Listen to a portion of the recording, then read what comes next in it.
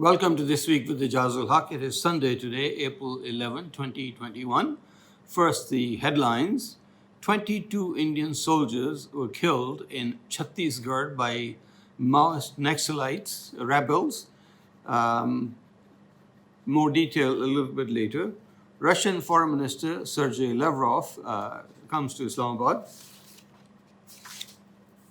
The US intelligence report says that India-Pakistan could stumble into a war. Really? That's a surprise for you? There have been some contacts between India and Pakistan for starting a dialogue.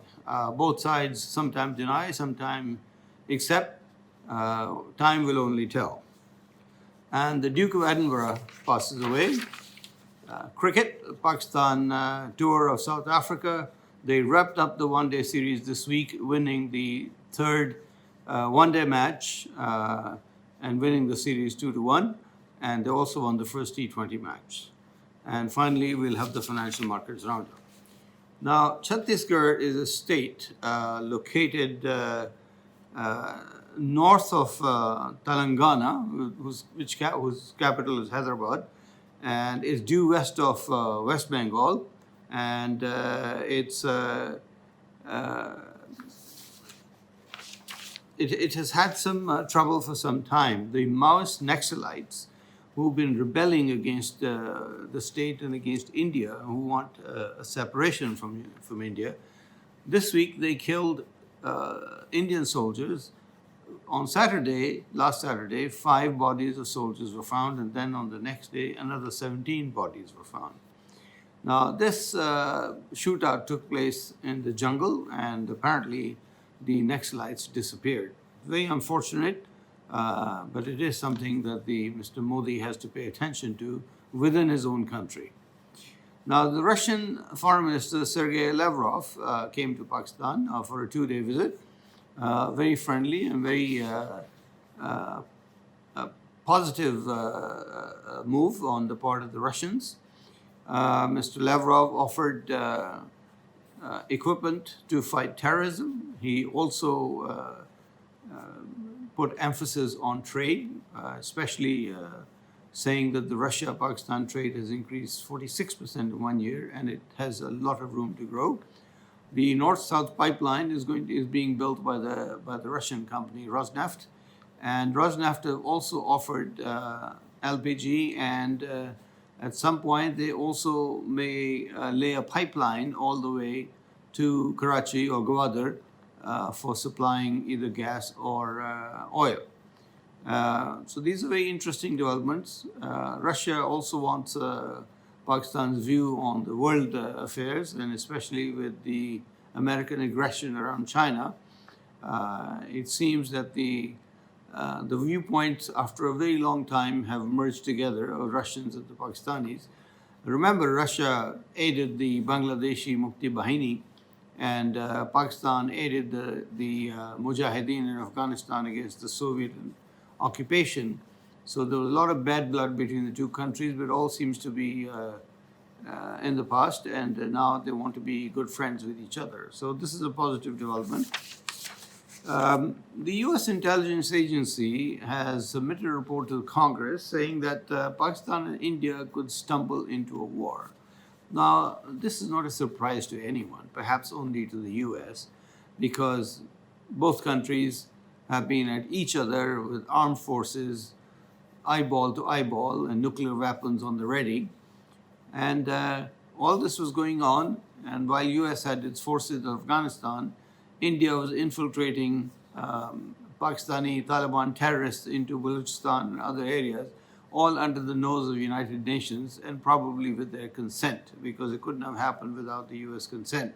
So they've been basically exacerbating the situation by providing this support. But now it seems that they are worried that there may be a war. But hopefully the leaders of two countries will be sensible enough and not create a mishap again. And because if there is a war, hundreds of millions of people will be wiped out with the use of nuclear weapons.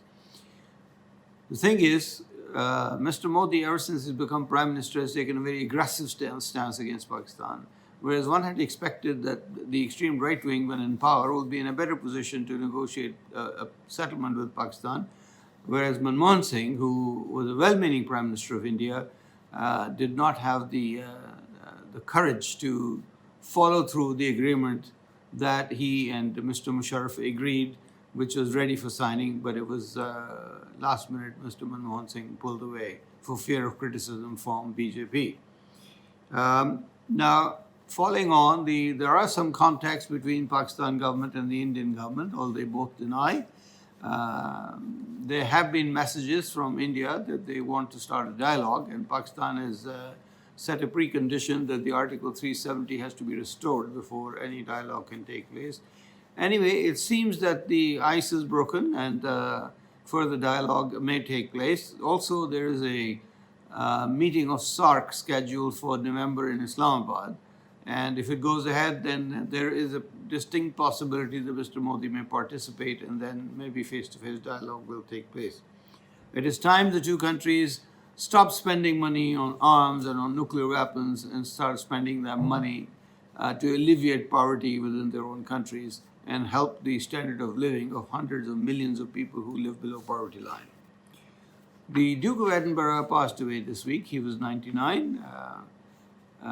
He may not have been a very good companion to Queen Elizabeth in her younger days, but he did help her keep the monarchy together. And in later years, he was a good support for the Queen.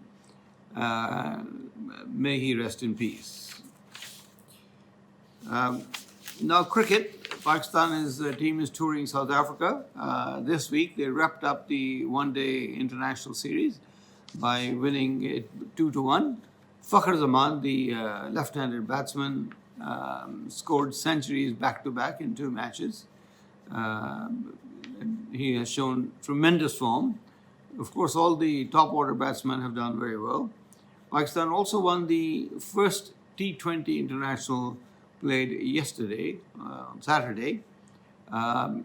South Africa had given a tall target of 189 runs in 20 overs. And Pakistan has never chased that kind of total before. And yesterday it looked very much like when 5 overs to go, that Pakistan will not reach the target. But Rizwan Ahmed, who came to open the batting, carried the bat through. And with his 74 runs and his hard hitting, Pakistan won the match with 1 ball to spare. Now the financial markets round up. S&P 500, it was up 2.7% on the week. Nasdaq was up 3% on the week. FTSE was up 2.6% on the week. And Toronto Stock Exchange was up 1.2% on the week. The Shanghai Stock Exchange was down 1%. The Mumbai Sensex was down 1%. And the Pakistan Stock Exchange was up 2% on the week. The Bitcoin is trading at the moment at $60,228 US. And the Brent crude is trading around $62.95. The American West Texas crude is trading at $59.34. That's all for this week. Thank you very much for joining me, and I'll see you next Sunday. Take care. Have a good week, and goodbye.